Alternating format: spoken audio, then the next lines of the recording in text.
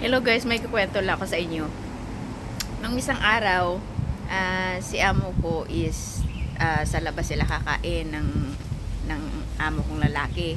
Then kami lang nung alaga kong kakain sa bahay. Usually ganyan naman nangyayari pag may dinner sila sa labas with friends or with workmate. Yun. And then, ang kinakain ko talaga pag wala sila sa gabi is noodles or siomai. Yun lang, madalian. Kasi hindi na ako magluluto, ayoko na magluto, tsaka mag-open naman ako ng ulam sa freezer or mag-defrost, parang masyado ng matrabaho. So pwede naman na instant na lang kainin ko noodles or di kaya siomai, pwede din ako mag fried rice kung may rice. So nang araw na yon, gusto kong kumain ng kanin, ayoko mag-noodles, parang sinisikmura na ako sa noodles. Actually, kumakain lang naman sila yung amo ko sa labas, minsan lang. Pag kumakain din sila sa labas once a week, or di kaya minsan sa isang buwan, isang beses, hindi talaga parate. Ngayon,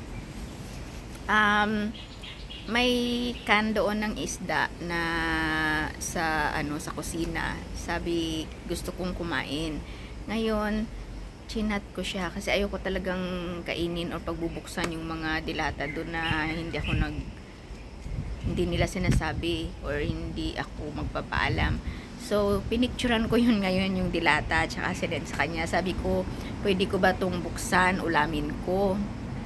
Ang reply niya sa akin, sure. Sabi niya kung anong gusto mong kainin, huwag ka nang magsabi o huwag ka nang magpaalam. Pwede mong kainin kung ano yung gusto mo.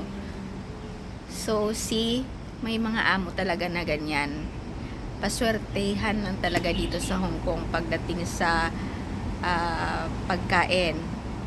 Kung paano kayo bigyan ng amo ng makakain. So, may mga amo na kuripot, may mga amo na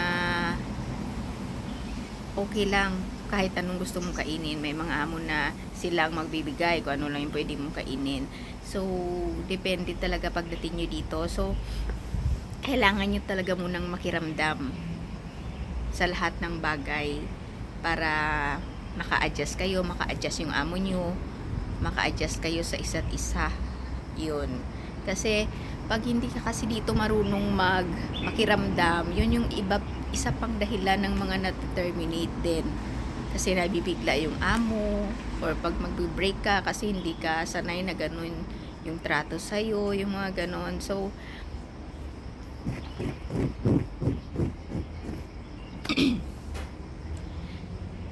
shinare ko lang yung yung usapan namin ng amo ko, yung isa sa mga bagay na pinagpapasalamat ko din sa amo ko ngayon, na hindi sila pagdating sa pagkain wala akong problema, hindi sila yung tulad sa ibang amo pagdating sa pagkain.